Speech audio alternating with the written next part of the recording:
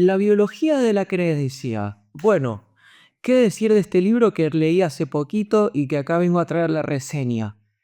Una obra maestra de una persona a la que tuve la suerte, la fortuna, no sé hasta qué punto suerte, pero que sí tuve el placer de ir a ver personalmente hace ya un tiempo cuando fue a dar una charla al auditorio de Belgrano acá en la Ciudad Autónoma de Buenos Aires, en el que también han dado charlas y otros profesionales de la salud. Fue un evento muy copado y bueno, después de eso leí el libro del doctor nada más y nada menos que Bruce Lipton. No me quería olvidar de su nombre porque de mencionarlo porque hubiera sido lo último que faltaba. Bueno, el libro es bastante rico en cuanto a contenido, pero acá lo resumí porque quiero transmitir las ideas principales. Sin más intros, arrancamos. El doctor Bruce Lipton, el autor de este libro, como ya les había mencionado, es biólogo celular. Desafía la visión tradicional que tenemos de la biología y de la genética y presenta un enfoque basado en la epigenética y la física cuántica.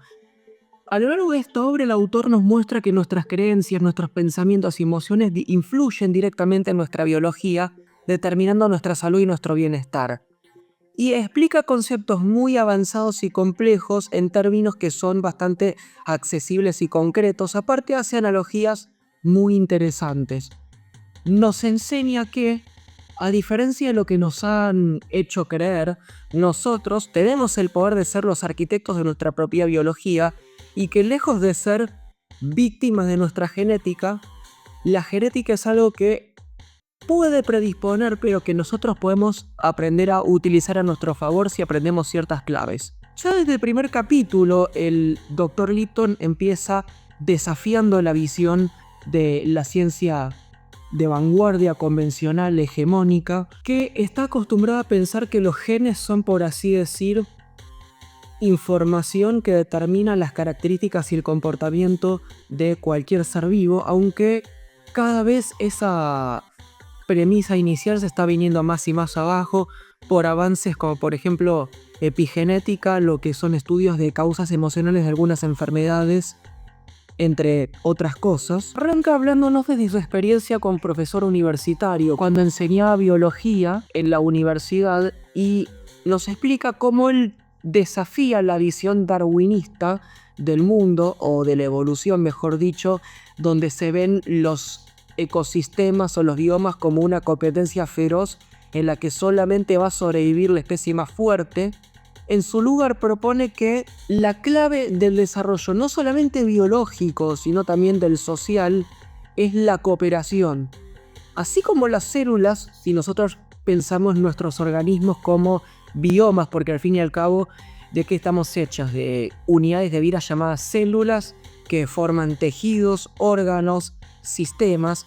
Las células son seres vivos que tienen vida propia, valga la redundancia, y que cooperan entre todos para un fin mucho mayor, como por ejemplo formar o permitir la vida de un organismo complejo como lo somos vos y yo, como lo es nuestras mascotas, cualquier planta que podamos ver o cualquier ser vivo. Los seres humanos progresan mucho más cuando aprenden a cooperar, a potenciarse mutuamente, a complementar las debilidades propias con las fortalezas ajenas y viceversa, las debilidades ajenas con las fortalezas propias. Y hace una analogía muy interesante porque él explicaba que en su época de profesor universitario veía cómo todos los alumnos competían por tener las mejores calificaciones, ganar becas, ganar menciones, reconocimiento, y que eso fomentaba como tensiones en el ambiente y en lo que es, bueno, en este caso el ámbito de estudio. Y él notaba que cuando él alentaba la cooperación entre sus estudiantes, por ejemplo, cosas como grupos de estudios que se resuelvan dudas entre ellos, los cursos rendían mejor y las calificaciones eran más altas en aquellos grupos donde los estudiantes cooperaban que en aquellos otros donde competían. Lo cual nos hace una analogía, o el paralelismo es muy claro. ¿Y por qué no podríamos pensar toda la sociedad desde esa misma óptica? Sería mucho más constructivo, ¿no les parece? Además, Lipton comparte sus descubrimientos con células madre en placas de Petri, donde se dio cuenta que el entorno celular determina su desarrollo todavía más que los genes. Este hallazgo fue una de las tantas cosas que le dio el puntapié inicial para cuestionar el determinismo genético, y fue una de las cosas que a la larga servirían como las bases para su exploración en el campo de la epigenética, del cual después se terminó convirtiendo en uno de los máximos referentes. A lo largo del libro también nos va a explicar que los genes no controlan nuestro destino, sino que él hace una analogía y compara el ADN o el genoma de un ser vivo con una especie de blueprint. ¿Vieron las pantallas azules de las computadoras, o como los planos que hay, por ejemplo, para las construcciones, o lo que se llaman los cianotipos? Bueno, el Dr. Lipton explica que nuestro ADN es básicamente algo así. Y por si eso fuera poco, un hecho que tanto la biología como la medicina han comprobado es que un ser vivo manifiesta menos de la mitad de todos los genes que tiene en su ADN. De ahí surge la diferencia entre lo que es el genotipo y el fenotipo. ¿Se entiende? El genotipo vendrían siendo todas las características potenciales que están codificadas en el acervo genético de un organismo, y el fenotipo vendrían siendo aquellas características que el ser vivo efectivamente termina expresando. ¿De qué depende el fenotipo? ¿Cuál es el otro factor que entra en juego para hacer la diferencia? La respuesta enfáticamente nos la da el Dr. Lipton también: el ambiente. Hay experimentos muy concretos donde células con el mismo ADN se transforman en tipos celulares completamente distintos dependiendo de en qué entorno se los mete. Esa visión desafía también la noción de que la biología predestina, y abre la posibilidad de que no solamente nuestro entorno, es decir, lo que nos rodea, sino que el entorno interno, mental, emocional, entre paréntesis, creencias y experiencias, también tengan la capacidad de moldear nuestra biología. Y bueno, así como Lipton habla de cómo se generan condiciones en distintas placas de Petri, y en cada una se van metiendo células que tienen el mismo ADN, y cada una, dependiendo del ambiente, va para un desarrollo u otro. Hay experimentos muy concretos que se han hecho, por ejemplo, con gemelos idénticos, ni siquiera mellizos, gemelos, donde separan gemelos desde temprana edad, y dependiendo de cuestiones que hacen al ambiente, si tanto el entorno externo que los rodea como cuestiones internas de pensamiento y de emociones, también marca la diferencia en la biología que expresan. Vuelvo a hacer énfasis en un concepto: no hay que confundir lo que predestina con lo que predispone. Pero por si todo esto fuera poco, otra de las premisas que está muy instalada en la comunidad científica y que Lipton expone para tirarla abajo, y que hoy la ciencia se ha animado a estudiar y a cuestionar, es esta idea de que, bien, nosotros tenemos una célula con todos sus organelas, el citoplasma, la membrana plasmática y un núcleo donde está contenido el ADN. En los primeros momentos se creyó que el núcleo era como una suerte de cerebro de una célula, aunque por una comparación muy interesante que hace el Dr. Lipton nos damos cuenta que no. Imagínate que vos tenés un animal cualquiera, no sé, una persona. La operás, le abrís la cabeza y le sacás el cerebro. Si a una persona o a cualquier animal le extraes el cerebro, lo matás automáticamente. Bueno, pueden creer que hay experimentos muy concretos que se han hecho donde le han extraído el núcleo a células con técnicas de bioingeniería, y a esas células a las que le extraen el núcleo, esas células no mueren. Entonces acá una pregunta que le vamos a hacer es: ¿cuál es el verdadero cerebro de la célula entonces, no? Bueno, es fácil deducir en función de lo que ya nos viene explicando el Dr. Lipton. Si estamos diciendo que el entorno es el factor decisivo que va a hacer cómo se va a comportar un organismo, en este caso una célula dentro de un sistema cooperativo que es un organismo complejo, pluricelular, estamos diciendo que esta célula coopera con sus semejantes para mantener un organismo más complejo. ¿Cuál es esa parte de la célula que la conecta con el mundo exterior? La membrana plasmática, justamente lo que separa la célula de el entorno lo que determina qué proteínas o biomoléculas van a ingresar y cuáles van a salir, la que permite la conexión a su vez con las células de las que está rodeada. Todo eso justamente hace a la diferencia. El núcleo, entonces ya vemos que lejos de ser una especie de... Por cuestiones como estas, dejamos de ver el núcleo celular y el ADN como una especie de comando de control, sino como una especie de pantalla azul, cianotipo, que tiene, digamos, características prediseñadas como un molde, pero que ese molde es bastante más maleable de lo que parece en un principio. Ahora, ya dijimos que los organismos más complejos y que mejor evolucionan son aquellos que aprenden a cooperar. Y los organismos pluricelulares son el gran ejemplo de eso. Otro ejemplo podrían ser las relaciones de simbiosis que hay entre distintos animales y plantas, entre distintas... Bueno, el ejemplo de una de las simbiosis más potentes que conoce hasta ahora la biología, por no decir la más potente, son los líquenes. Estoy seguro de que habrán visto. Son organismos extremadamente resistentes que se pueden adaptar a condiciones ambientales que pueden parecer totalmente adversas, ante las cuales un organismo como un animal, por muy fuerte que nos parezca, moriría. Esa resistencia justamente es lo que permite que colonicen cualquier hábitat, incluso alguno que puede parecer inhóspito. Entonces ahí vemos una capacidad de supervivencia extrema, incluso en ambientes que parecen inhabitables. Y por si todo esto fuera poco, también contribuyen significativamente en lo que es la descomposición de las rocas, la transformación del suelo, a la larga del ambiente también, y todo lo que eso significa a distintos ecosistemas. Bueno, quería abrir un paréntesis para hacer esa mención y dar un ejemplo muy concreto, ¿no? Volviendo ahora sí al tema, ya estábamos diciendo que la clave de la evolución es la cooperación.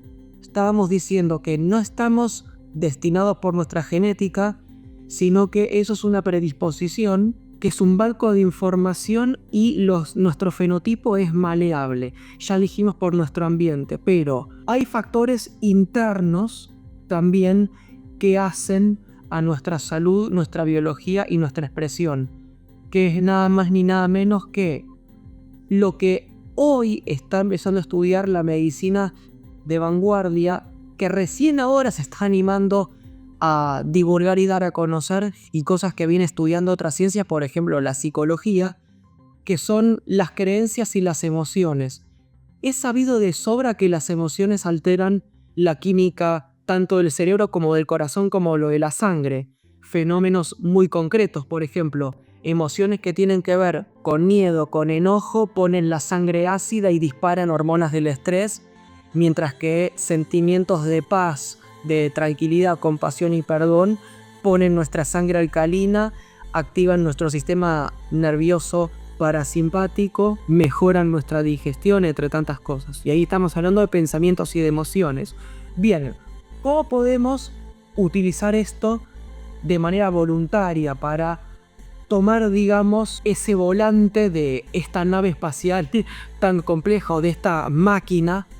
¿Por qué no? El cuerpo, si ustedes se pueden a pensar, es una máquina cientos de miles de millones de veces más compleja que una máquina industrial o de una fábrica. Yo siempre he pensado que los seres vivos tenemos como características de máquinas orgánicas diseñadas por un ingeniero miles de veces más inteligentes que nosotros, que puede ser, ¿por qué no, la misma madre naturaleza? Bueno, para entender este concepto tenemos que introducir saberes que hacen ya no tanto a lo que es la biología, sino la física cuántica. Lipton introduce la física cuántica en el debate biológico, argumentando que la biología tradicional todavía está atrapada en una visión bastante mecanicista de los seres vivos, en cuando en realidad la vida también responde a principios que son cuánticos. Explica que todo lo que percibimos como materia, hecho que también está comprobado por la teoría de la relatividad, es en esencia energía condensada, lo que implica que la información y la energía también influyen en nuestro organismo. Además, Lipton menciona que la medicina convencional comete un error al enfocarse solamente en la bioquímica y descuidar el impacto de las señales energéticas en la salud. Nuestras emociones y pensamientos generan vibraciones que afectan el funcionamiento celular, lo que abre nuevas posibilidades para la sanación más allá de tratamientos farmacológicos tradicionales. Esto nos plantea algo que hasta hace unos cuantos años estaba relegado a cuestiones muy místicas o muy esotéricas y que hoy la ciencia se está animando a estudiar, y es que antes de que aparezca un síntoma de una enfermedad, ya sea por ejemplo un tumor, un desbalance químico, ya sea en el cerebro, en el corazón o en cualquier órgano, o una lesión, antes hay una variación en lo que respecta a cuestiones por ahí más sutiles. Ya les había venido diciendo cómo lo que puede arrancar en un pensamiento, a la larga genera una reacción en cadena produciendo cambios en nuestra bioquímica que pueden predisponernos al desarrollo de una enfermedad o a mantenernos más sanos, con mayor vitalidad y con más energía. Acá es donde entra en juego el factor psicológico de las creencias. Nos demuestra cómo la mente puede activar o desactivar genes, y esto explica fenómenos que la ciencia ya conoce de sobra, los famosos efectos placebo y nocebo. Los conoce, tanto es así que, por ejemplo, cuando se están haciendo los ensayos o las pruebas para la seguridad de algún remedio, donde se documentan los efectos secundarios, los efectos deseados, se consideran el efecto placebo y nocebo, y se da cuenta de cómo las creencias del paciente que recibe un remedio predisponen tanto como la composición química del remedio que recibe para sanarlo o para enfermarlo. Lo que sí, la clave acá está en entender cuál es el papel que juega la mente inconsciente, porque afirma que, a ver, nuestras creencias fueron implantadas en la infancia y operan de manera automática. La gran mayoría de las veces no nos damos cuenta. Para cambiar nuestra biología tenemos que configurar creencias limitantes y adoptar pensamientos positivos que favorezcan la salud y el bienestar. Ahora, ese trabajo no se hace de un día para el otro y no basta con decir como voy a estar sano, voy a estar sano, voy a estar sano, porque tengo que... Ya dijimos, esa es una cuestión inconsciente que hace a lo que es el 99% de nuestra mente. Si yo con el 1% digo, estoy sano, estoy sano, estoy sano, y la materia responde a, y no me cuidé mucho, o tengo un desequilibrio bárbaro y tengo que revisar, convengamos que las capas más profundas, ¿no? Creo que sí hay una pauta muy concreta que nos da Lipton ya en el capítulo 6, cuando nos explica así a grandes rasgos qué tipo de sentimientos nos predisponen a la salud y qué tipo de sentimientos nos predisponen a la enfermedad. Cuando habla de cuestiones de crecimiento versus cuestiones de protección. Cuando una persona o un animal o un organismo siente que está bajo amenazas externas, ya sea de depredadores, ya sea de cualquier cosa que le pueda producir dolor, el organismo tiene que gastar energía y nutrientes en funciones como reaccionar, pelear, escapar, librar un combate, huir. Toda esa energía que se gasta en reacciones que apunten a lo que es cuidarse y defenderse, esa energía que el cuerpo deja de invertir para funciones que nos permitan estar vivos, por ejemplo, crecer, digerir la comida, regenerar células, cerrar heridas, fortalecer la estructura y las fibras de nuestros músculos o nuestros huesos también. Cuando estamos en estrés o miedo, el cuerpo opera en modo de protección. Sin embargo, el otro polo, que vendría siendo todo lo que hace al amor, a la tranquilidad, justamente es lo contrario. Cuando estamos en un estado de calma y de seguridad, el cuerpo invierte sus recursos en fortalecer el sistema inmune, regenerar tejidos, mantener equilibrio. Lipton concluye básicamente que para tener una vida saludable tenemos que reducir el estrés y tenemos que desarrollar hábitos que nos conduzcan a crear y mantener un entorno emocional positivo que favorezca nuestro crecimiento.